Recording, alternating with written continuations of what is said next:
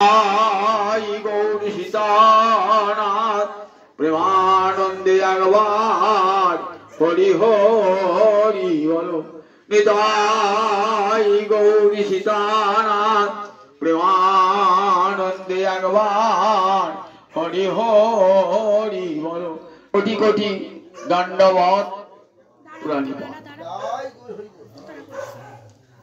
श्रवणं कीर्तनं विष्णु शरणं पाद सेवनं अर्चनं वंदनं दास्यं सख्यं आत्मनिवेदनम् इति पुंसार्पिता विष्णु भक्तिस्य नवलक्षणा। श्रीमद्भागवतेर सप्तम स्कन्धे हिरण्यकशिपुर प्रश्नेर उत्तरे भक्त गोपड़ प्रहलाद বলছেন পিতা ভক্তির এই ৯টি অঙ্গই হলো সর্বশ্রেষ্ঠ শিক্ষা। শ্রবণং কীর্তনং বিষ্ণু শরণং পাদ সেবনং অর্চনং বন্দনং দাস্যং সখ্যম আত্ম নিবেদনম। এই ৯টা ভক্তি অঙ্গ যাজনের ৯টা অঙ্গ। ভক্তি মহারানীর যেন ৯টা অঙ্গ, একটা অঙ্গ স্পর্শ করলেই ভক্তি মহারানীর কৃপা হয়ে যায়। ৯টা অঙ্গের মধ্যে প্রথম অঙ্গটার নামই হলো শ্রবণ।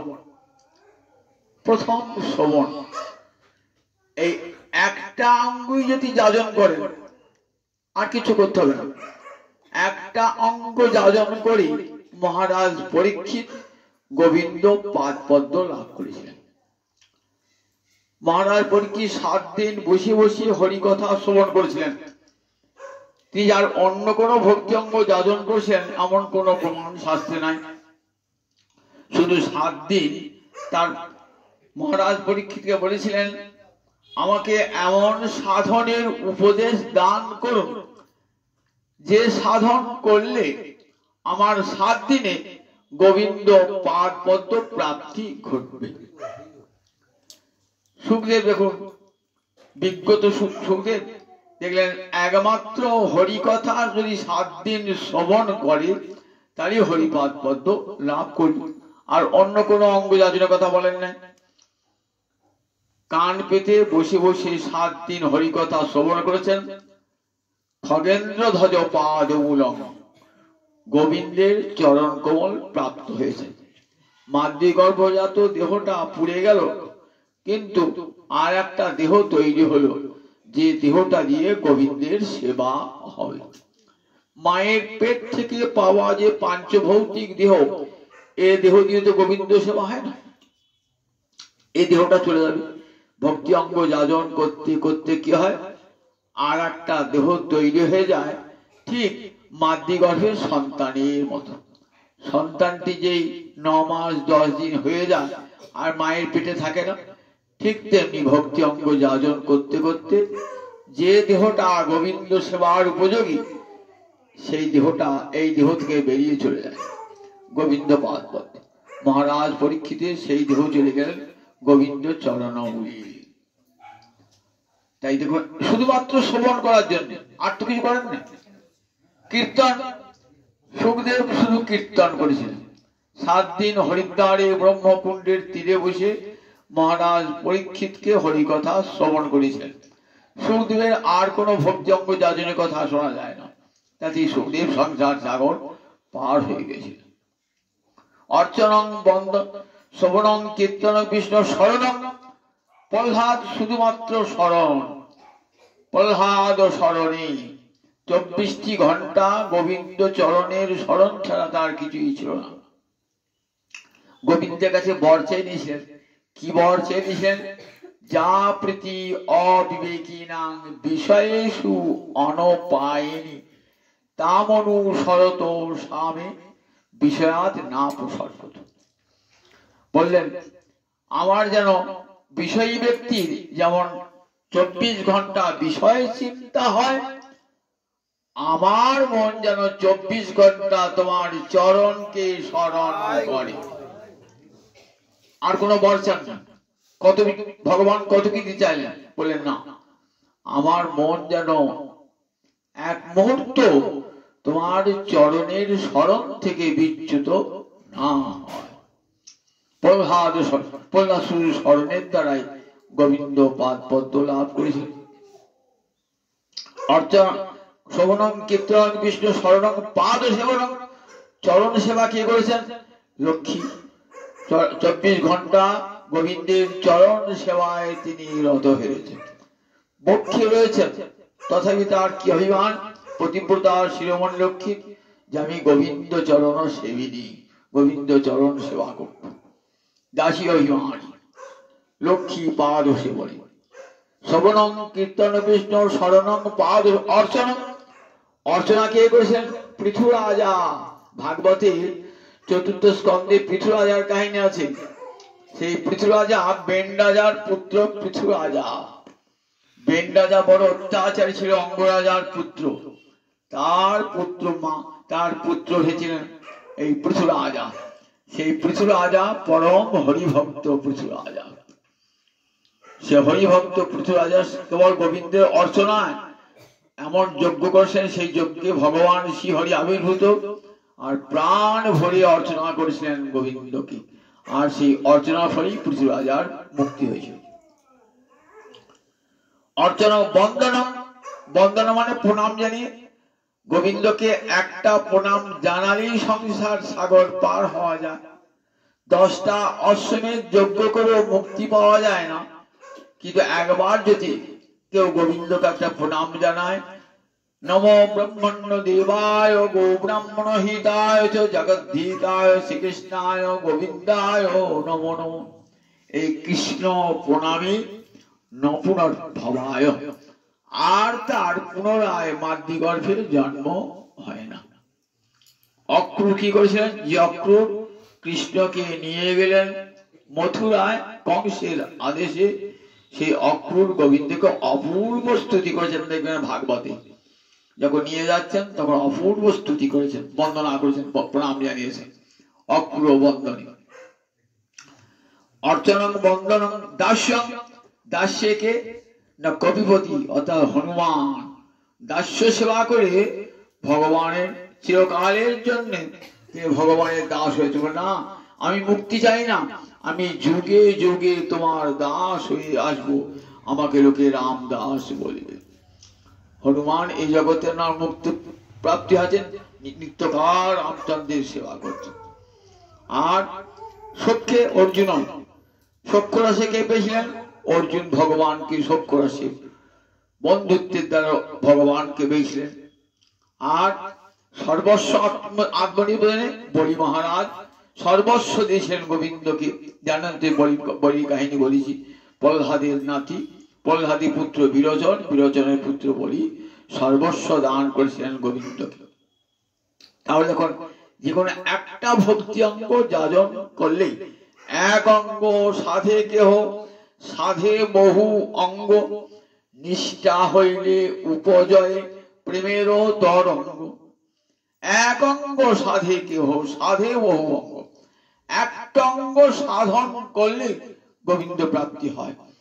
আবার কেউ কেউ বহু অঙ্গ সাধন করে, যেমন মহারাজ অম্বরীশ চক্ষু দিয়ে কৃষ্ণ বিগ্রহ দর্শন করেছেন, কর্ণ দিয়ে হরিকথা শ্রবণ করেছেন, হস্ত দিয়ে হরি মন্দির মার্জনা করেছেন, চরণ দিয়ে ক্ষেত্রে গমন করেছেন, বাক্য দিয়ে গোবিন্দ গুণ বর্ণনা করেছেন। যেখানে গোবিন্দ ভক্ত এবং গোবিন্দ বিগ্রহ মাথাটা সেখানে নত করেছেন, ত্বকেতে গোবিন্দ ভক্তি চরণ ধরি অঙ্গে স্পর্শ করেছেন। এমনি করে 11 ইন্দ্রিয় দিয়ে গোবিন্দ সেবা করেছেন। এক অঙ্গ সাধে কেহ, সাধে বহু অঙ্গ, নিষ্ঠা হইলে উপজয়ে প্রেমেরও তরঙ্গ। বলেন একটাতে যদি নিষ্ঠা হয় তাহলে কৃষ্ণ প্রেম লাভ হয়ে যায়। আর এই কৃষ্ণ প্রেম ছাড়া কখনো কৃষ্ণ সেবা পাওয়া যায় না। কৃষ্ণ প্রেম ছাড়া কখনো কৃষ্ণ সেবা পাওয়া যায় না। মুক্তি হতে পারে কিন্তু কৃষ্ণ সেবা কৃষ্ণ প্রেম ছাড়া হবে না। দুর্যোধন দুঃশাসন কাছে তো কৃষ্ণকে পেয়েছেন, কিন্তু কৃষ্ণ সেবা তো পান নাই। কিন্তু মহারাজ যুধিষ্ঠির বিদুর কৃষ্ণ সেবা পেয়েছেন, নিজ হাতে গোবিন্দের সেবা করেছেন। দুর্যোধনের সেবা তিনি গ্রহণ করেন নয়। প্রেম ছাড়া কৃষ্ণ সেবা হয় না। দেখুন একই গোবিন্দ দুর্যোধনের কাছেও রয়েছেন, যুধিষ্ঠিরের কাছে রয়েছেন, বিদুরের কাছে রয়েছে। দুর্যোধন দেখছে শত্রুরূপে ভগবান বলে স্বীকারই করে না। দুর্যোধন কত খাবার সাজি বসে আছে, গোবিন্দ আমার গিয়ে খাবে আজকে। খেলেন গোবিন্দ, সেবা নিলেন, সেবা নিলেনই না। কারণ দুর্যোধন হৃদয় প্রেম শূন্য বলে গোবিন্দ গ্রহণ করলেন না। দুর্যোধন তো কত কত মূল্যবান মূল্যবান আহার্য দ্রব্য নিয়ে আসছে, বসে আছেন সোনার থালে, কত আদর করে ভগবানকে খাবেন, ভগবান তো খেলেন না, কারণ প্রেম নাই বলি খান না। গীতা তো বললেন যে পত্রং পুষ্পং ফলং তোয়ং যোগে ভক্তা প্রয়োজ্য। পত্র পুষ্প ফল জল যে আমাকে প্রেম ভরে দান করে, ভালোবেসে দেয়, ভক্তি মানেই ভালোবাসা। ভালোবেসে দিলে পরে আমি তার পত্র পুষ্প ফল জল অস্নামি ভোজন করি। যারা জ্ঞানী যারা যোগী তারা বলে না না, ভগবানের অবতারও নাই, ভগবান খানও না, তাহলে ভগবানের উদ্দেশ্যে নিবেদন করা হবে, ভগবান গ্রহণ করেন না। কেউ কেউ বলেন ভগবান দৃষ্টি দিয়ে স্বীকার করেন। তাহলে অস্নামি বললেন যে ভগবানের সংস্কৃতির অধাতু অর্থ ভোজন করা, আর তো দ্বিতীয় কোনো অর্থ নাই। যদি দ্বিতীয় অর্থ আপনি শেয়ার করতাম যে হ্যাঁ ভগবান স্বীকার করেছেন, খান না, কিন্তু অধাতু মানে অস্নামি, এই অধাতু অর্থাৎ ভোজন করা ছাড়া অন্য কোনো দ্বিতীয় অর্থ হয় না। সুতরাং ভগবান যে খান, জ্ঞানী বলছে বেশ স্বীকার করিলাম ভগবান খান। তা বলছেন দেখো ভগবান খান, তুমি বলছো পত্র পুষ্প ভগবান খায় কি করে? তা বলছে হ্যাঁ হ্যাঁ ভগবান পত্র পুষ্প খান। তার প্রমাণ দেখবে। কি প্রমাণ? বিদুরের পত্নী ভগবান কি খাইয়েছেন? ভগবান ভগবান খুব ক্ষুধার্ত হয়ে কার কাছে গিয়েছেন না, বিদুরের গৃহে ভগবান গিয়েছেন। বিদুর তখন নাই, বিদুরের পত্নী গৃহে আছেন। ক্ষুধার্ত ভগবানকে কি খাওয়াবেন? কিছুই তো ঘরে নাই, এক ছড়া কলা আছে। সেই কলাটি এমন করে বসিয়ে বাৎসল্য প্রেমে আবিষ্ট হয়ে কি করেছেন, কলার খোসাটা গোবিন্দ বদনে তুলেছেন, শ্বাসটি পড়ে থাকছে। তা কলার শ্বাস খায় না খোসা খায়? বলছেন দেখো জ্ঞানী, গোবিন্দ যদি কলার খোসা খেতে পারে তাহলে পত্র পুষ্প খাবে না কেন? শেষে সিদ্ধান্ত করে দেখো ভগবান পত্র পুষ্প সবই খান, কিন্তু মনে রাখতে হবে একটু ভক্তি মিশিয়ে না দিলে কোনটাই গ্রহণ করেন না। ভগবান ভক্তি ভুকা। ভগবানকে যখন নিবেদন করেন, আমি অনেক অন্নাদি রন্ধন করেছেন তো সব কত অন্ন ব্যঞ্জন, যদি একটু ঘি না দেন তাহলে ভগবান গ্রহণ করবেন না। আসরিক অন্ন হয়ে যায়, একটু ঘি দিতেই হয় ভগবানকে। ঠিক তেমনি ভক্তি মিশিয়ে দেন না কেন, ভগবান তাই খাবেন। ভগবান তো উপচারের বশীভূত নন। বিদুরের খোসা যেমন তিনি খেয়েছেন, তিনি আমার জগন্নাথ মূর্তিতে রাশি রাশি আহার্য সম্ভার গ্রহণ করেছেন ভগবান। পত্রং তাই পত্রং ভক্তি ভুকা ভগবান। প্রেমেতে কৃষ্ণ সেবা হয়, প্রেম ছাড়া কৃষ্ণ সেবা হয় না। নৈমিষারণ্যে 60,000 ঋষির সভা, সেই সভাতে যজ্ঞ হচ্ছে একদিকে, আর একদিকে ঋষিরা বসেছেন। সম্মুখে কলিযুগ আসছে, জীবের মঙ্গলটা কি করে হবে তারই আলোচনা আরম্ভ হয়েছে। সেই অভ্যর্থনা সমিতি, তার সভাপতি হচ্ছেন সৌনক ঋষি। সুনক ঋষির পুত্র সৌনক ঋষি, চারি বেদে অভিজ্ঞ সুপণ্ডিত। যারা যারা যজ্ঞ করছেন বা আসরে সেই সভায় এসেছেন তারা সকলেই কিন্তু বেদজ্ঞ পণ্ডিত, 60,000 বেদজ্ঞ পণ্ডিত। সেখানে এসেছেন কে? সুত গোস্বামী। সুত গোস্বামীকে বলছেন যে মুনিবর, বলছেন পুংসাং একান্তত শ্রেয় তন্ন সংসিতুম অর্হসি। পুংসাম মানে সর্বজীবানাং, সমস্ত জীবের যা ঐকান্তিক মঙ্গল। একান্তত শ্রেয়, একান্ত মানে এক অন্তে যা, শেষে একই থাকলো, আর অন্য কোনো চিন্তা থাকবে না। বলেন ঐকান্তিক শ্রেয়, একমাত্র মঙ্গল কিসে হয়? আপনি কৃপা করে আমাদের শোনান। আচ্ছা, তারা সুত গোস্বামীকেই বললেন কেন? তারা জানেন এই সুত গোস্বামী, তিনি সুত হলো কার শিষ্য? তার গুরু ছিল বিরাট, কে? সুখদেব, ব্যাসনন্দন সুখদেব, যার মুখে হরিকথামৃত তিনি শ্রবণ করে 7 দিন ব্যাপী শ্রবণ করে অন্ন জলাদি ত্যাগ করে 7 দিন নিষ্ঠা ভরে হরিকথা শ্রবণ করেছিলেন। 2টি নয়ন জলে যে স্থানটি ছিল সেই স্থানটি সিক্ত হয়ে গেছিল নয়ন জলে। যখন সব ঋষিরা 7 দিন পাঠ হয়ে গেল তো সুখদেবের, এবার সুখদেব চলে যাবেন কোথায়? জগাম ভিক্ষুবি সার্ধম, অন্যান্য সন্ন্যাসীদের সঙ্গে সুখদেব চলে যাচ্ছেন। তখন সমস্ত সত্যবৃন্দ উঠে দাঁড়িয়েছেন, উঠে দাঁড়িয়ে বলছেন, হে মুনিবর, আপনার মুখপদ্ম বিনিশ্চিত এমন হরিকথামৃত আমরা আর কোথায় কবে শুনব? তখন আর তো কথা বলবেন না, সুখদেব হরিকথা বলা শেষ হয়ে গেছে, আর কথা বললে মৌনী। তখন অঙ্গুলি অসৌ বক্সতি, এরপর তোমাদেরকে হরিকথা শোনাবে ওই লোকটি। এই যে অঙ্গুলি নির্দেশ করে যাকে দেখালেন না, তিনি হলেন সুত গোস্বামী। এই সুত গোস্বামী বলরামের কৃপা লাভ করেছিলেন। বলরামের কৃপাতেই ভাগবতজ্ঞ হতে পেরেছিলেন। নৈমিষারণ্যে পুরাণ পাঠ হচ্ছে, হরিকথা হচ্ছে। সুত গোস্বামীর পিতা রোমহর্ষণ ঋষি কৃষ্ণ কথা বর্ণনা করছেন, ঋষিরা শুনছেন। নামটা তো রোমহর্ষণ মানে শুনতে শুনতে গায়ের রোম হৃষ্ট হয়ে কেঁপে উঠত, এমন কৃষ্ণ কথা বলতেন। বলরাম কুরুক্ষেত্র যুদ্ধের পূর্বে বলরাম বললেন, আমি এই যুদ্ধ দেখব না, কারণ এই যুদ্ধে কৌরবদের বিনাশ হবে, আর সেই সঙ্গে আমার শিষ্য দুর্যোধনের বিনাশ হবে, আমি সচক্ষে দেখতে পাচ্ছি।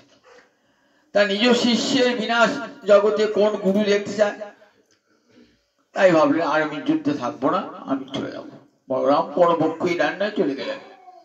তীর্থে তীর্থে ঘুরছে, ঘুরতে ঘুরতে নৈমিষারণ্যে এসে হাজির হয়েছে। বলরামকে দেখে ভগবান সবাই উঠে দাঁড়িয়েছেন, কিন্তু রোমহর্ষণ ঋষি উঠলেন না। রোমহর্ষণ বলরামের ক্রোধ হয়ে গেল। বলরামের ক্রোধটা উঠে কৃপা। রোমহর্ষণ ঋষি কিন্তু ঠিকই করেছেন, ব্যাসাসন থেকে ওঠেন নাই, কিন্তু বলরামে দেখুন এই কৃপাটা পাওয়ার জন্য কি হলেন? বলরাম ক্রুদ্ধ হয়ে গেলেন। ক্রুদ্ধ হয়ে একটা কুশ নিক্ষেপ করলেন। সেই কুশটা কি করলেন?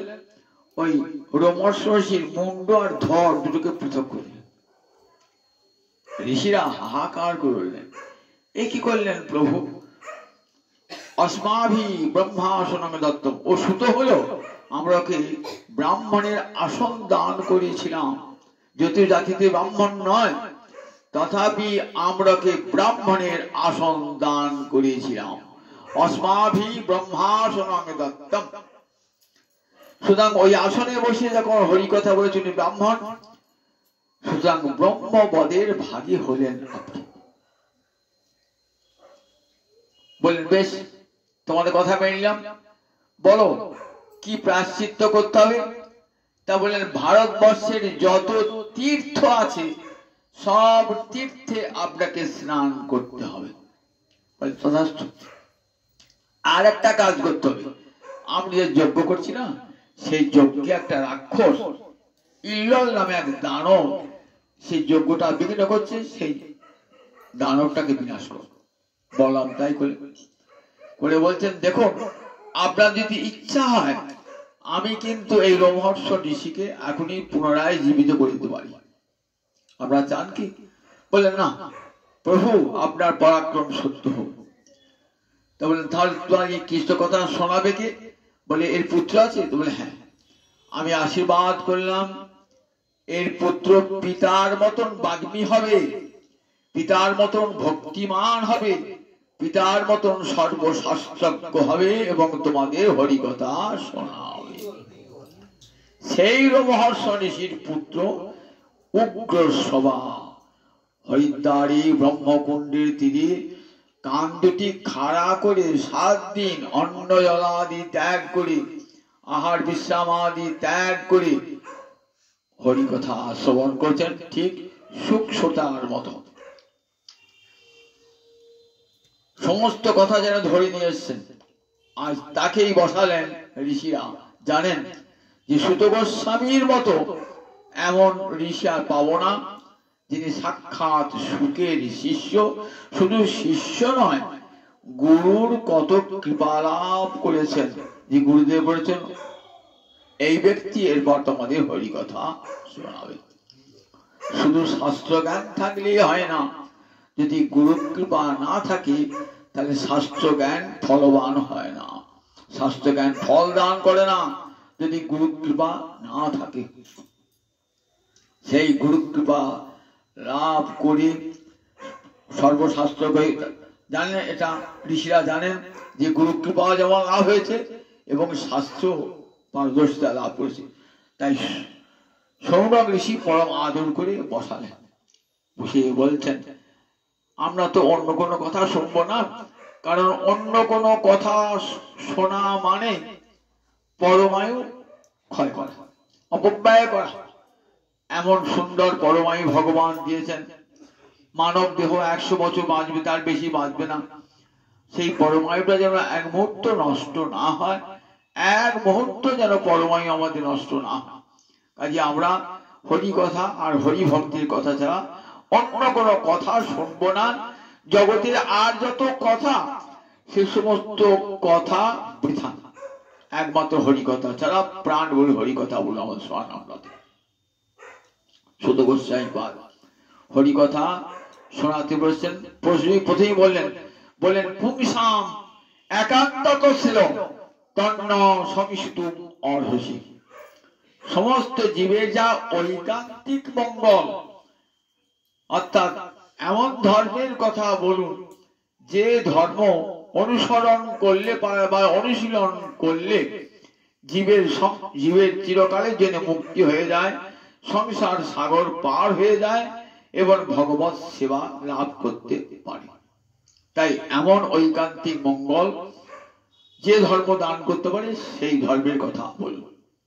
সুত গোস্বামী পাদ বলছেন, শোনো ঋষিগণ, সেই ধর্মের কথাই তো আমি শুনে এসেছি। আমি আমার গুরুর মুখে যা শুনেছি সেইটাই আমি আজ আপনাদের কাছে বলবো। আমার নিজস্ব কোনো বক্তব্য নাই, আমার গুরু মুখে শোনা সেই কথাই আপনাদের কাছে শোনাবো। সুখের মুখে শোনা যে বচন, সেটাই সুত গোস্বামী আমাদের শোনালেন। শুনুন, জীবের ঐকান্তিক মঙ্গল কিসে হয়? সবই পুংসাং পরধর্ম যত ভক্তি রথক্ষজে অহৈতুকী অপ্রতিহতা জয়া আত্মা সুপ্রসিদ্ধতি। শুনুন ঋষিগণ, সবই পুংসাং, বই একটা অভ্যাস, মানে নিশ্চিত ভাবে বলছেন কথাগুলি, যেমন এমন ভাবে বলছেন কোনো সন্দেহ কেন, একবার নিশ্চিত ভাবে সবই পুংসাং পরধর্ম, সেটাই জীবের সর্বশ্রেষ্ঠ ধর্ম। যত ভক্তি অধক্ষজে, যত মানে যা হতে, অধক্ষজ মানে গোবিন্দ, গোবিন্দে ভক্তি জন্মায় যে ধর্ম হতে, সেটাই জীবের শ্রেষ্ঠ ধর্ম। গোবিন্দের একটা নাম অধক্ষজ। অধক্ষজ কেন গোবিন্দের নাম? মানে অক্ষজ জ্ঞানের উপরে তিনি। অক্ষজ মানে অক্ষ মানে ইন্দ্রিয়, অক্ষজ জ্ঞান মানে ইন্দ্রিয়জাত জ্ঞান। আমাদের 5টা জ্ঞানেন্দ্রিয় আছে। চোখ একটা ইন্দ্রিয়, চোখ কিসের জ্ঞান দেয়? রূপের জ্ঞান দেয়। কান একটা ইন্দ্রিয়, শব্দের জ্ঞান দেয়। নাসিকা ঘ্রাণের জ্ঞান দেয়। জিহ্বা রসের জ্ঞান দেয়। ত্বক স্পর্শের জ্ঞান দেয়। বলেন এই 5টা জ্ঞানেন্দ্রিয় দিয়ে ভগবানকে জানা যায় না, ভগবানকে জানা যায় না। ভগবান এই অক্ষজ জ্ঞানের অতীত। শাস্ত্র বলেন দেখো, ন তত্র চক্ষু গচ্ছতি ন বাক ন মনঃ। সেখানে চক্ষু যায় না, সেখানে মন যায় না, সেখানে বাক্য যায় না। চক্ষুষা ন পশ্যতি, এই চক্ষু দিয়ে ভগবানকে কখনো দেখা যায় না। মনসা ন মনুতে, মনের দ্বারাও তাকে স্মরণ করা যায় না, মনন করা যায় না। যদ বাচা অনভ্যুদিতং, বাক্যের দ্বারাও যাকে প্রকাশ করা যায় না। যেন বাক অভ্যুদতে, তারই শক্তিতে আমি কথা বলছি, অথচ সেই কথা দিয়ে তাকে বলবার ক্ষমতা আমার নাই। যদ বাচা অনভ্যুদিতং যেন বাক অভ্যুদতে, যার শক্তিতে আমি কথা বলছি সেই বাক্য দিয়েও তাকে বর্ণনা করা যায় না। বলেন তাই গোবিন্দ সমস্ত অক্ষজ জ্ঞানের উপরে। তাই গোবিন্দ একটা নাম অধোক্ষজ। যত ভক্তি অধোক্ষজ। পৃথিবীতে ধর্ম তো অনেক আছে, দান ধর্ম আছে, যাগযজ্ঞ আছে, ঘরে ঘরে আমরা সবাই কিছু না কিছু পুজো অর্চনা, দেব দেবী অর্চনা তো করি, এগুলো ধর্ম নাম। বলছে এই ধর্ম কি করে না জাগতিক মঙ্গল এনে দেয়, আপনার ইহ জগতের মঙ্গল আনবে। কিন্তু আপনার জন্ম মৃত্যু নিরোধ করবার ক্ষমতা এসব ধর্মের নাই, বা সংসার সাগর পার করে দেবার ক্ষমতা নাই। আপনি প্রচুর দানশীল লোক, প্রচুর দান করেন, অনেক যজ্ঞ করেছেন, বলে এগুলো পুণ্য লাভ হবে। পুণ্য লেখে কত দূর যাবেন? ওই 14 ভুবন শেষ গতি, উপরে সপ্তলোক আর নিচে সপ্তলোক, 14 ভুবন। এই 14 ভুবনের বাইরে আপনার আর যাবার ক্ষমতা নাই। যত দান যত পুণ্য করুন না কেন, যত দেব দেবী অর্চনা করুন না কেন, ঊর্ধ্ব লোকে যাবেন। কবু স্বর্গে উঠায়, কবু নরকে ডুবায়। পাপ করলে নিচে যাবেন, পুণ্য কর্ম করলে উপরে উপরে উঠবেন। উপরে উঠে কি হবে? আবার কিন্তু নেমে আসতে হবে। গীতায় পড়েছেন তো, আবার কিন্তু নেমে আসতে হবে। দেবলোকে গেলেও আবার নেমে আসতে হয়। কোথায় গেলে আসতে হয় না? গীতা কি বলেছে? যদ গত্বা ন নিবর্তন্তে তদ্ধাম পরমং। গীতাটি ভালো করে পড়লে সব উত্তরগুলো পাওয়া যায়। যদ গত্বা ন নিবর্তন্তে, যেখানে গিয়ে আর মায়ের পেটে কোনো দিন আসতে হবে না। সব জ্বালার নিবৃত্তি, সব জ্বালা শেষ হয়ে যাবে। সেটাই আমার পরম ধাম। আর যতদিন ঊর্ধ্বলোকে যাই কেন, যত পুণ্য করি না কেন, আবার আমাকে ফিরে আসতে হবে। সে দেবযান মার্গেই যায় আর পিতৃযান মার্গেই যায়, যে মার্গেই যাই না কেন আবার কিন্তু আমাকে ঘুরে ঘুরে আসতে হবে। তাহলে দেবতারা যে দেবলোকে আছে, বলে ওরা পুণ্য করেছে বলে কি করছে না, পুণ্য করেছে সুখ ভোগ করছে। পুণ্যের ফল তো সুখ ভোগ, পাপের ফল দুঃখ ভোগ, পুণ্যের ফল সুখ ভোগ। আপনি দান করেছেন, তাই পরের জন্মে আবার ধনী ঘরে আবার জন্ম হবে, আবার দান করবেন প্রচুর, আবার দান করলেন আবার জন্ম হবে। কিন্তু সংসারে ক্লেশ, যতই দান ভোগ আমাকে করতেই হবে। আপনি দান করেছেন বলে আপনার কোনো রোগ হবে না তা তো নয়, আপনার কোনো অমঙ্গল করতে চাইবেন তা তো নয়।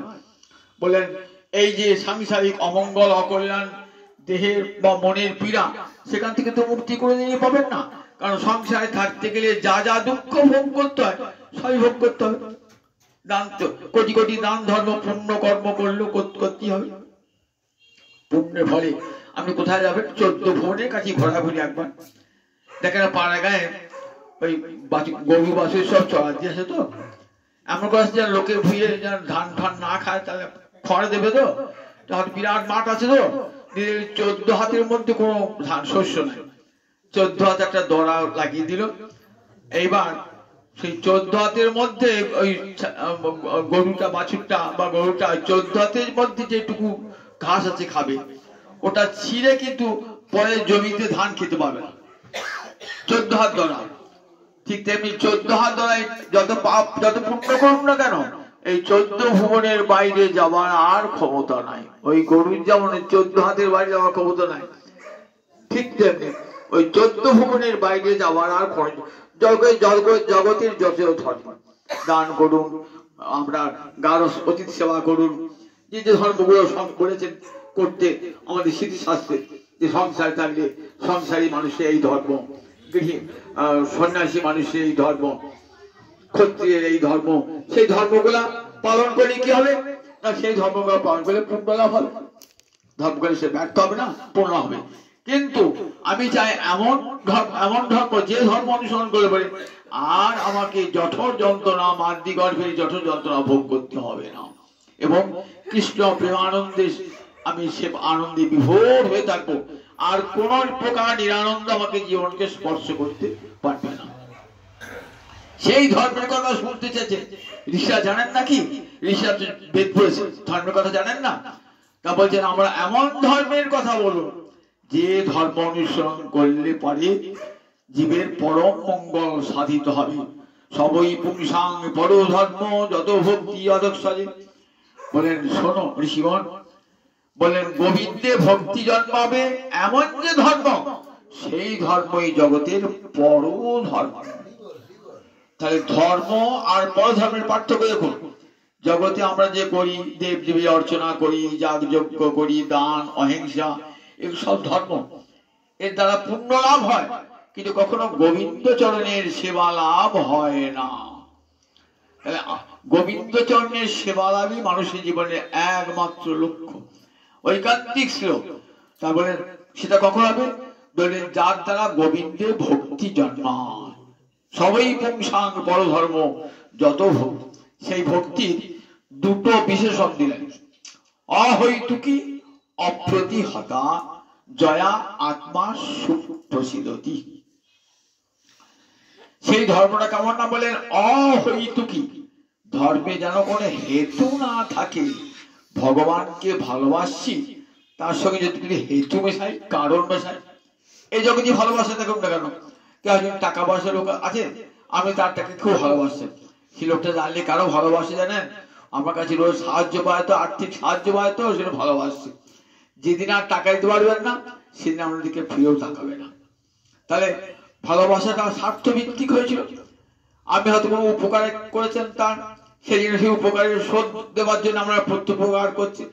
তাই জগতের যত এই ভালোবাসাটা দেখুন, এই জগতের ভালোবাসাটাই কেমন মিথ্যা হয়ে যায়, মিথ্যা হয়ে যায়। এই লোকটা রোজ আমার কাছে আসছিল গো, আর আসছে না, কাজটা ফুরিয়ে গেছে তো আর আসছে না, কাজের বেলায় কাজ করিনি, বাজি আর টাকা করবে না। তাহলে দেখুন জগতের ভালোবাসায় যদি স্বার্থ যুক্ত হয়, তাহলে সেই ভালোবাসা কেমন মাটি হয়ে যায়, মিথ্যা হয়ে যায়। ভগবান কিন্তু বুঝতে পারেন যে আমাকে ভালোবাসছে কি জন্যে না, আমি তো সর্বকর্ম ফল দান করতে পারি। আমাকে যদি কেউ চায় অর্থ দাও, ধন দাও, দৌলত দাও, দিয়ে দেবো। যদি কেউ মুক্তি চায় মুক্তি দিয়ে দেবো, যদি কেউ ইন্দ্রপদ চায়, ব্রহ্মপদ চায়, দিয়ে দেবো। সেটা আমাকে ভজে তো। তারপরে এক শ্রেণীর লোক আমার কাছে কিছু পাওয়ার জন্য ভজনা করে। তারা কি চায়? ধন চায়, দৌলত চায়। বলেন জানেন গোবিন্দকে ভজনা করে পাওয়া যাবে না বলে তারা করে। বলেন তারা এই জগতের সম্পদ নিয়ে মাতোয়ারা হয়ে থাকছে। তা বলেন যে ধর্ম অনুসরণ করলে পারে, বলেন ভগবানের সেবা পাওয়া যায়, গোবিন্দের সেবা পাওয়া যায়। জগতে যত ভালো ধর্ম সব স্বার্থ যুক্ত, গোবিন্দ সেবার উপযুক্ত ধর্ম না। যে ধর্মে বলে অহৈতুক হেতু থাকবে না। গোবিন্দ তোমাকে ভালোবাসি কেন না, ভালোবাসার জন্য ভালোবাসি, তোমার কাছে কিছুই চাই না আমরা, তোমার কাছে কোনো প্রার্থনা নাই। গোপীরা কৃষ্ণের কাছে কিছু চেয়েছিলেন? কোনো কিছুই চান নাই গোপীর কাছে। গোপীরা গোবিন্দের কাছে শুধু গোপী পর্যায়ে যেতে হবে না, গোপীরা তো কৃষ্ণের নিত্য সিদ্ধা সেবিকা। কিন্তু দেখুন এই প্রহ্লাদ ধ্রুব, দেখুন প্রহ্লাদকে যখন ভগবান বললেন, প্রহ্লাদ আমার জন্য তুমি কত কষ্ট ভোগ করেছো, তোমার পিতা তোমাকে সাপের মুখে ফেলেছে, হাতির মুখে ফেলেছে, সমুদ্রের জলে ভাসিয়ে দিয়েছে, মাটির নিচে পুঁতে দিয়েছে, বিষ খাইয়েছে, আগুনে পুড়িয়ে মারবার চেষ্টা করেছে, তথাপি তুমি আমাকে ভুলো না, তাই তুমি কি নেবে বলো।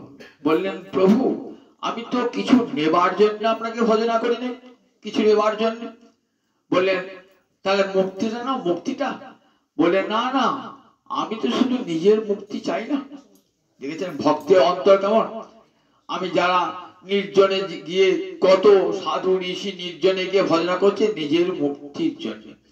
আমি নিজের মুক্তি চাই না প্রভু, জগতের কত জীব কত কষ্ট পাচ্ছে, দুঃখ পাচ্ছে, তাদের সব দুঃখ জ্বালা দূর হয়ে যাক প্রভু, এই প্রার্থনা।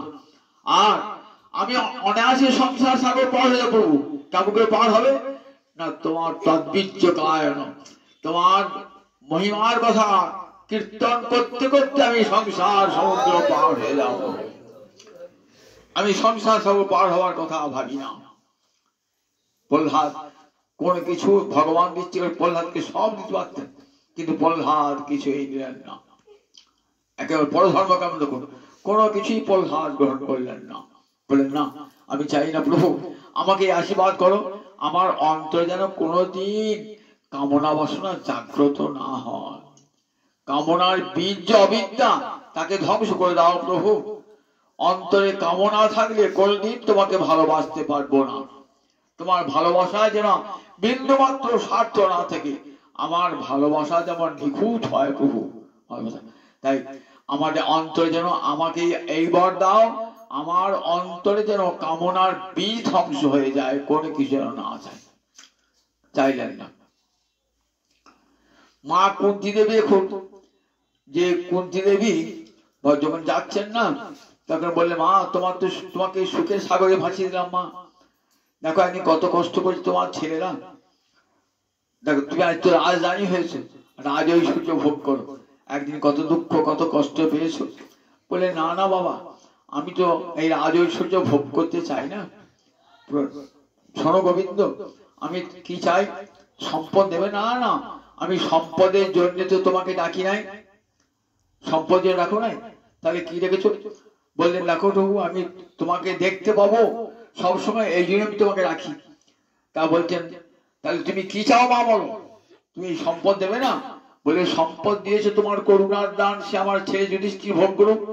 আমি কি চাই, বিপদ সন্তুতা শাশ্বত তত্র তত্র জগৎগুরু।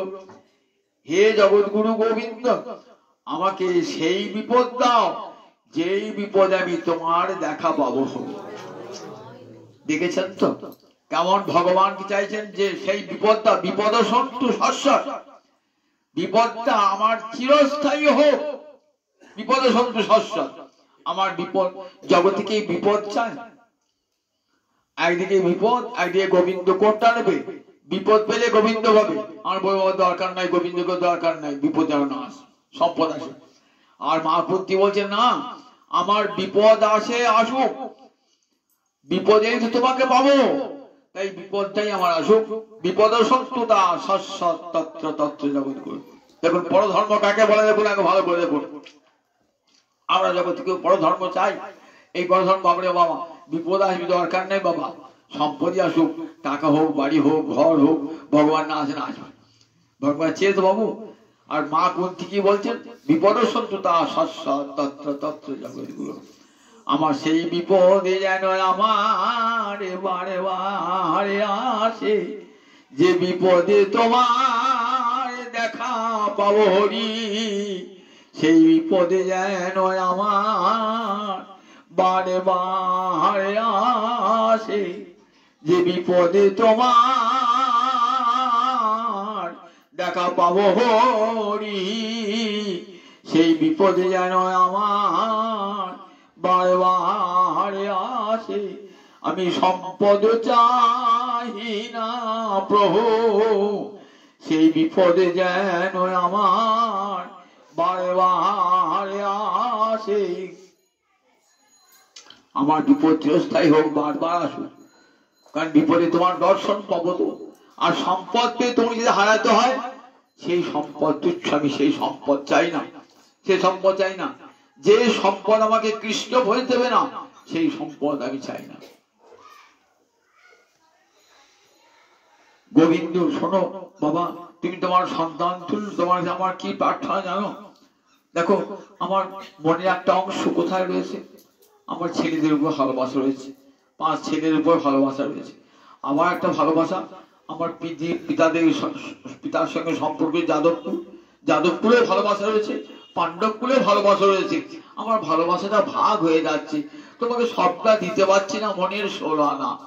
তুই আমাকে আশীর্বাদ করো, ওই দুটো ভালোবাসা চলে যাক আমার। ওই পাণ্ডবদের প্রতি ভালোবাসা, যাদবদের প্রতি ভালোবাসা চলে যাক, আমার মনের 16 আনা ভালোবাসা তোমার চরণে যাক। আমার ছেলের প্রতি ভালোবাসা চাই না। পাণ্ডবরা আমার যে ভাইয়া রয়েছে তাদের প্রতি, বসুদেব, তাদের প্রতি যা ভালোবাসা, আমার পিতৃকুলের প্রতি ভালোবাসা, সেটাও চাই না। আমার ভালোবাসা ভাগ হয়ে যায় না, আমার মনের 16 আনা ভালোবাসা তোমার চরণে যাক। এই 16 আনা ভালোবাসা না দিলে ভগবানকে পাওয়া যায়? আমাদের মনটা কোথায় দেওয়া? আমার মনটা খানিকটা স্ত্রীতে দেওয়া, খানিকটা পুত্রে দেওয়া, খানিকটা আত্মীয় দেওয়া, খানিকটা স্বজনকে গণকে দেওয়া। মনটা দিয়ে রেখেছি বহুজনকে, দিবছি গোবিন্দ তোমাকে আমি মন দিলাম। গোবিন্দ বলছে মনটা আমাকে দিয়েছে, দেখি একবার।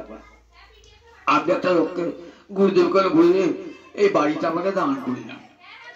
গুরুদেব বাড়িটা দেখছি দলিল খেলা করে দেখছি 5 জায়গায় মর্টগেজ আছে। বাবা, ব্যাংকের লোন আছে, ও বড় কাছে লোন নিয়ে 7 জায়গায় লোন নিয়েছে, দিয়ে গুরুদেবকে দান করছে। গুরুদেব বাড়িটা বিক্রি করলে আমার লোন শোধ হবে না, এই বাড়ি দান করা কি জন্য দান করা রে, ফিরে দেবে। ঠিক আমাদের কেমন ভগবানকে মনটা দিচ্ছি, কেমন আমার মনটা খানিকটা স্ত্রীতে, খানিকটা পুত্রে, খানিকটা আত্মীয় স্বজনে, অর্থে, বৃত্তি মনটা দিচ্ছে। গোবিন্দ তোমাকে মনটা দিলাম, দেখি তুই মনটা আমাকে দিয়েছিস কিনা। দেখছি মনটা তো মর্গে দেওয়া, সব জায়গায় মর্গে দিয়ে গেছি মনটা, সেই মনটা আমাকে দিতে আসিস। বিশ্বদেব বলছেন জীবনের শেষে, প্রভু এর আগেবারে তোমাকে কতবার মন দিতে চেয়েছি, কিন্তু মন নাও নাই। কেন নাও নাই না, সেই মনটা আমার 5 জায়গায় বন্ধক ছিল। এখানে পাণ্ডবদিকে ভালোবাসতাম, পিতাকে ভালোবাসতাম, মাতাকে ভালোবাসতাম। প্রভু আজ আমার, আমি যখন সরস্বজ্জায় সাহিত্য প্রভু, আর কারোর প্রতি ভালোবাসা নাই, আমার সব ভালোবাসা তোমার চরণে অর্পণ করলাম। ইত্থমতি বিতৃষ্ণা উপকল্পিতা, আজ তৃষ্ণা শূন্য, বিষয় ছাড়িয়া কবে শুদ্ধ হবে মন। বিষয়ের মধ্যে থাকলে তো মন আর শুদ্ধ হবে না, আর মন শুদ্ধ হয় না বলে ভগবান নেন না। ভগবান কোন অশুদ্ধ জিনিস নেন নাকি? অশুদ্ধ অপবিত্র জিনিস ভগবান নেন? যে মনটা অশুদ্ধ অপবিত্র হয়ে রয়েছে, সেই মনটা তো গোবিন্দ নেন না। বিষয় ছাড়িয়া, তাই নিতাই চাঁদ কৃপা কর, বিষয় ছাড়িয়া কবে শুদ্ধ হবে মন। কবে হামহের অবশে মধুরী বৃন্দাবন। বৃন্দাবনে কেউ আনন্দ পায় না, কারণ মন তো অশুদ্ধ। মন অশুদ্ধ মনে তো বৃন্দাবন দর্শন হয় না।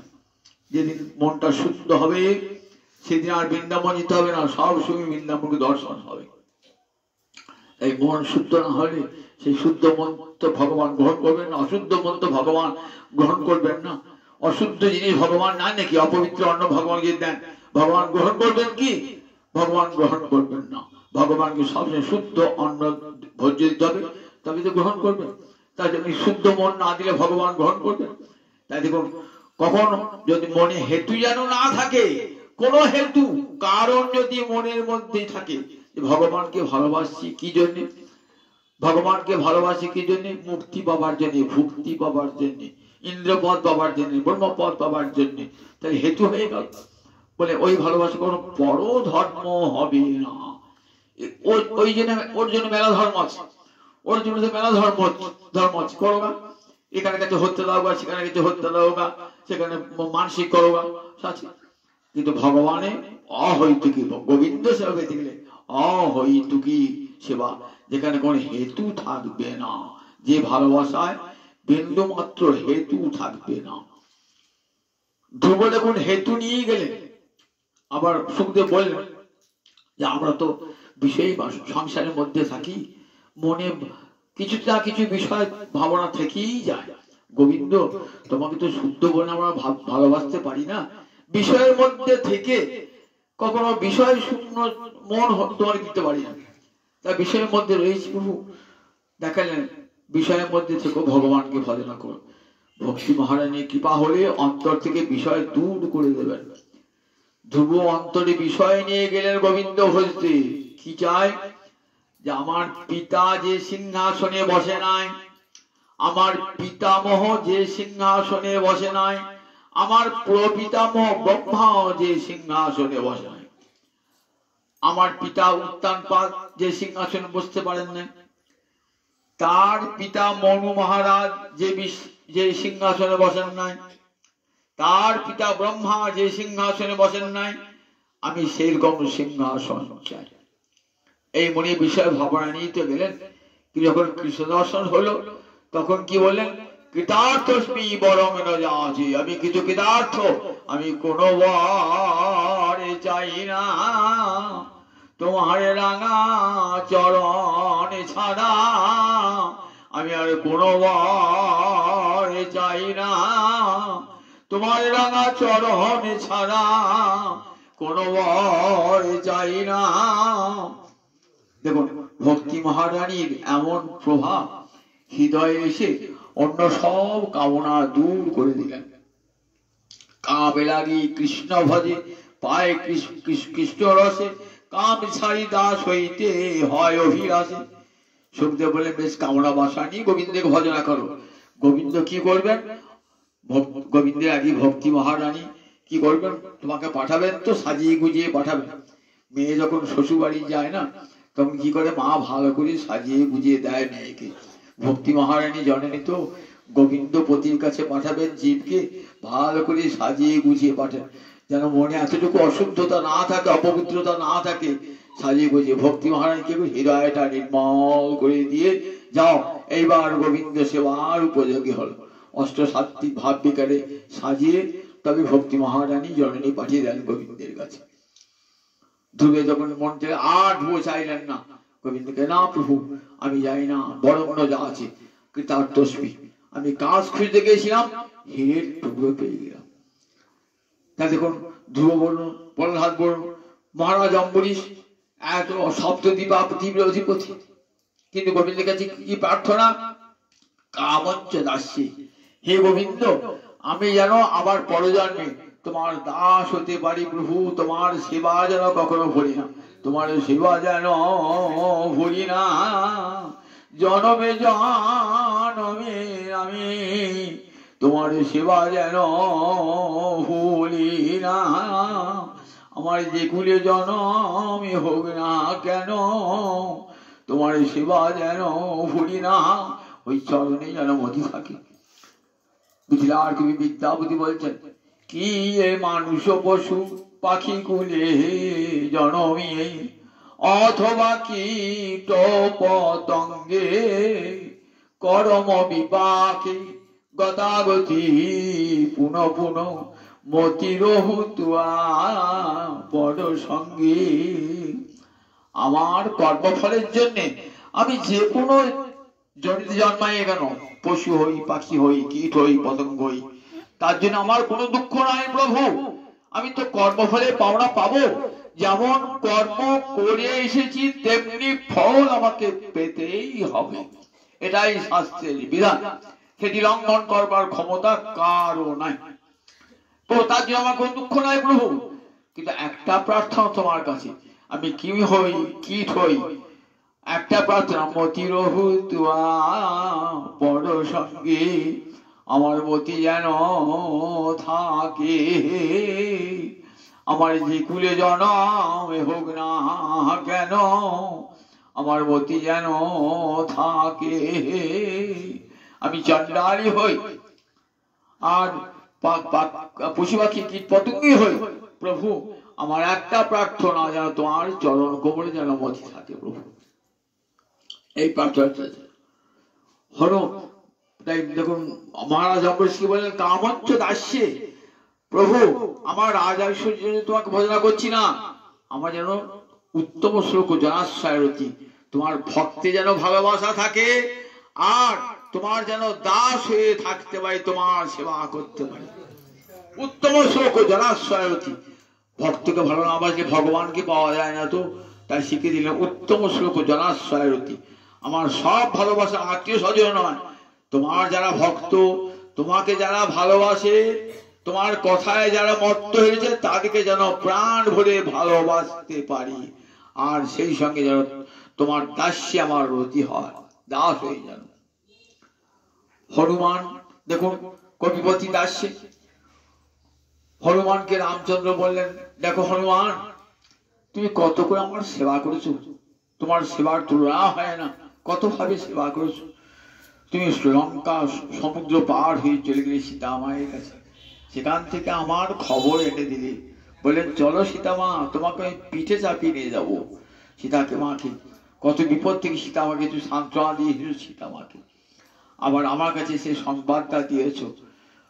আবার যখন যুদ্ধ লেগেছে, আমার জন্য তুমি লঙ্কা পুড়িয়েছো বা অনেক রাক্ষস সেনাকে হত্যা করেছো, সেখানে গিয়ে শত্রু পুরিতে গিয়ে কত দুঃখ ভোগ করেছো আমার জন্য, তোমার লেজে আগুন ধরিয়ে দিয়েছে, দেখো তুমি এত কষ্ট দুঃখ ভোগ করেছো, অগ্নিদগ্ধ হয়েছো, তথাপি তো আমাকে ভুলো নাই।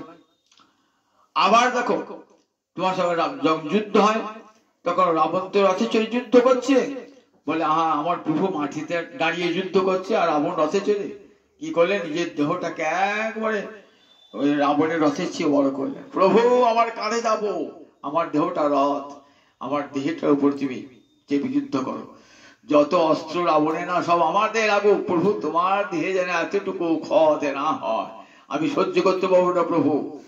চোখা চোখা বাণ রাবণ নিক্ষেপ করছেন, সব এসে কোথায় পড়ছে, রথটাকে আগে তো ঘায়ল করতে চান প্রতিপক্ষ রাজা, রথ থেকে পড়ে যাবে, রথটা ভেঙে গেলে পড়ে যাবে, তাই রথ রাবণ তো রথ হয়েছে, রাবণের গায়ে এসে সেই বাণগুলো লাগছে, একের পর বাণ, রক্ত বার হচ্ছে, তবু রাবণ টলছে না। রাবণ ভাবছে আমি টলি তাহলে রামচন্দ্র পড়ে যাবেন তো, তাই কেমন সেবা, এত সেবা করেছেন, তো চরম সেবা করেছেন। হনুমান কত কষ্ট করেছো হনুমান, হনুমান তুমি কি নেবে বলো হনুমান। সবাই অযোধ্যায় এসেছেন, রামচন্দ্র আবার রাজা হয়েছেন, রাজা হয়েছেন, খুব অযোধ্যায় পরম আনন্দ সবারই, তো যে যা চাইছেন তাকে তাই দিচ্ছেন, কল্পতরু হয়েছেন, সবাইকে দেবেন কল্পতরু রামচন্দ্র। ভাবছি হনুমান কি চায় দেখি, আর হনুমানকে কি দেন, বলছেন রামচন্দ্র একটা রত্নের মালা দেখিয়ে বলছেন, দেখো এই রত্নের মালা আমাকে বিভীষণ দিয়েছিল, তোমাকে দিলাম, তুমি নাকে শুঁকলে, রাম অঙ্গের গন্ধ নাই, দাঁতে কাটলে দেখলে দাঁতে রাম সীতার মূর্তি নাই, ছুঁড়ে ফেলে দিলে, তাহলে এত বড় দামি মালা, যা কোটি কোটি টাকা দাম নিলে না, তাহলে তুমি জগতের কোনো বস্তু নেবেন না, যত মূল্যবান জিনিসই, তাহলে তোমাকে কি দেবো, আমার এক হাতে ভক্তি, এক হাতে মুক্তি। ভক্তি মানে ভোগ্য সম্পদ, তুমি যে স্বর্গ চাও স্বর্গ দেবো, ইন্দ্রপদ চাও ব্রহ্মপদ চাও দেবো, আর এক হাতে আছে মুক্তি, কোনটা নেবে বলো, এই দুটো আমি দিতে পারি। বলে প্রভু আমার মুক্তিটা কি জিনিস, মুক্তিটা কি জিনিস, বলে মুক্তি তোমাকে আর মায়ের পেটে আসতে হবে না, আর সংসার ভোগ করতে হবে না, আর ভববন্ধন তোমার থাকবে না, ভববন্ধনের ক্লেশ। বললে তোমার সেবা পাবো, বলে না, আমার মুক্তিতে আমার সেবা পাওয়া যায় না, তুমি আমার অঙ্গে বিলীন হয়ে যাবে। ও প্রভু ভববন্ধ ছিদেস্পৃহে আমেন মুক্ত ভবান প্রভু অহম দাস ইতি যত্র বিলুপ্পতি।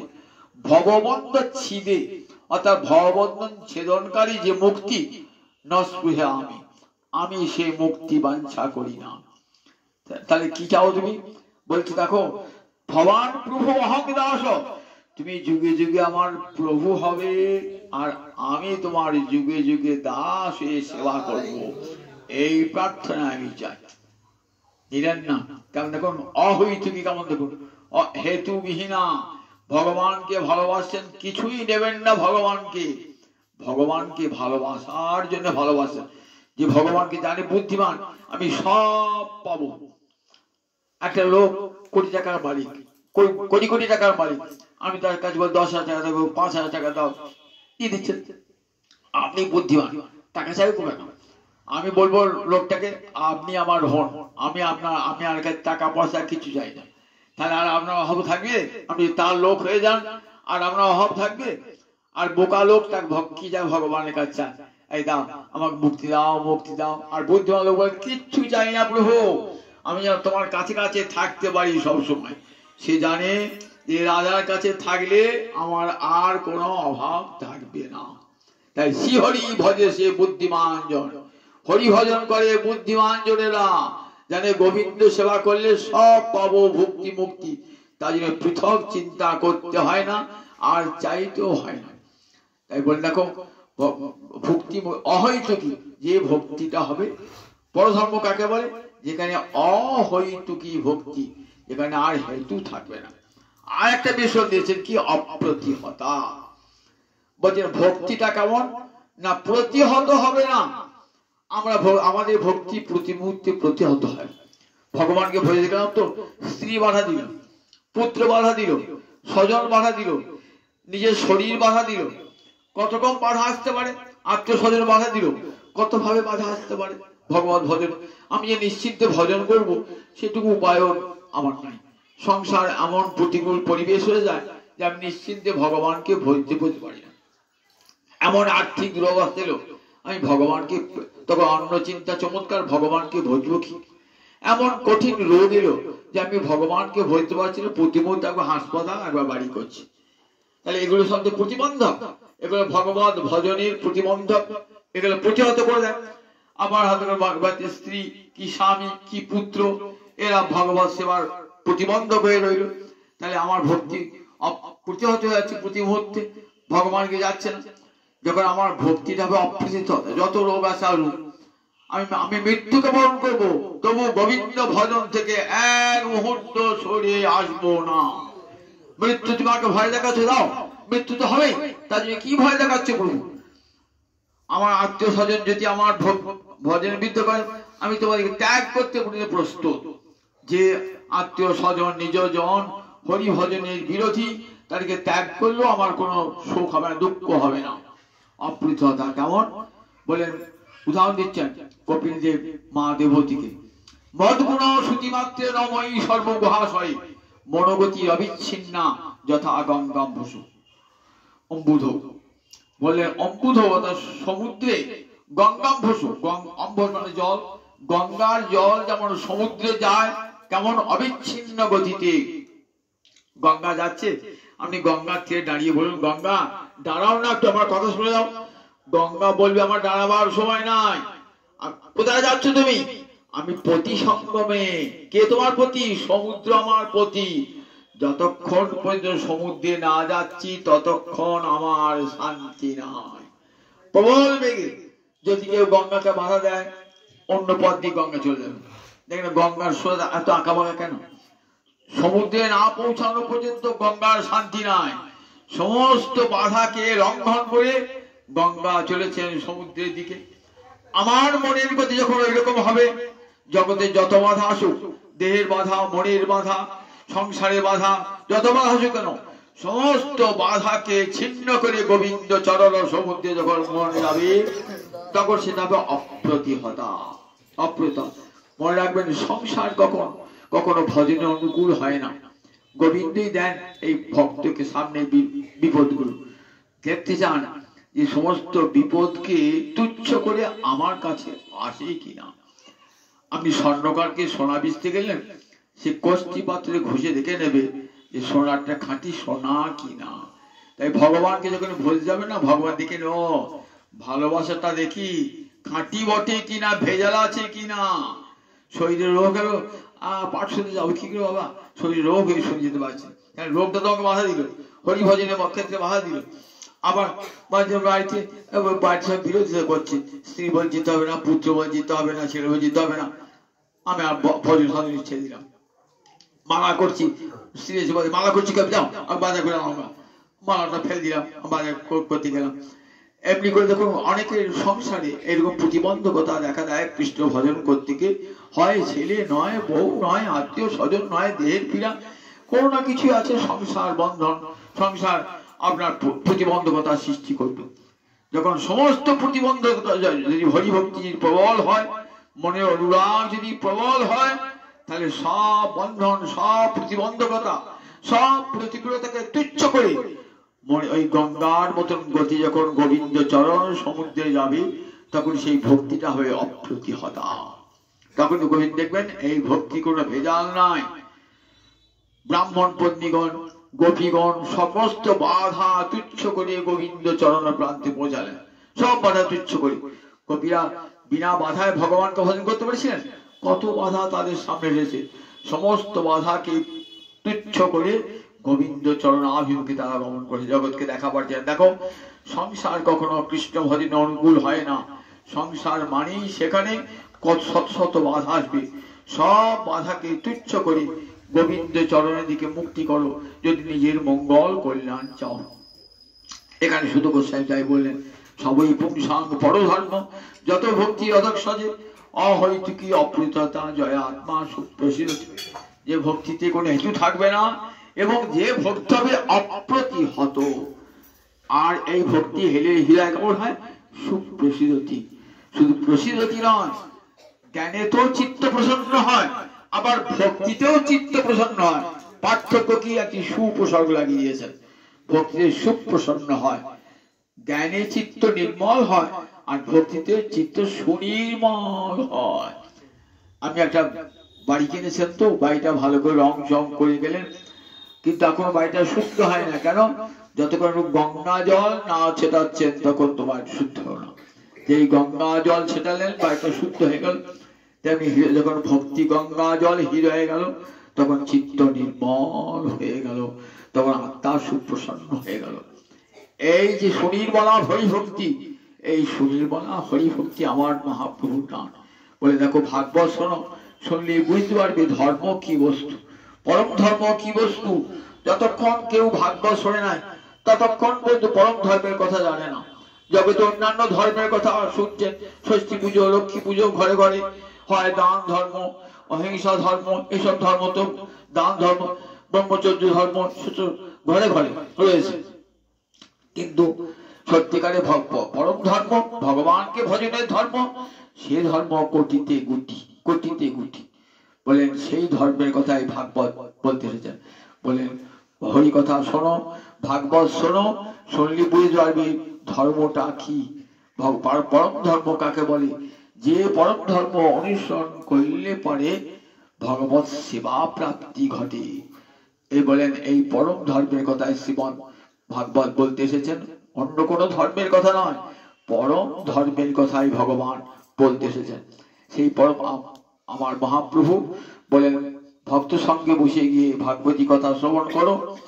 শ্রবণ করলে ভক্ত সঙ্গ লাভ হলে ভাগবতী কথার শ্রবণ হবে। যেখানে ভক্ত 5 জন, সেখানে ভক্ত তো ভগবানের কথা ছাড়া অন্য কথা শুনতে চান না। ভক্ত সঙ্গে বসে ভাগবতী কথা শ্রবণ করলে চিত্ত নির্মল হবে এবং পরম ধর্মের সন্ধান পেয়ে মানব জীবন ধন্য হয়ে যাবে। জানি তাই।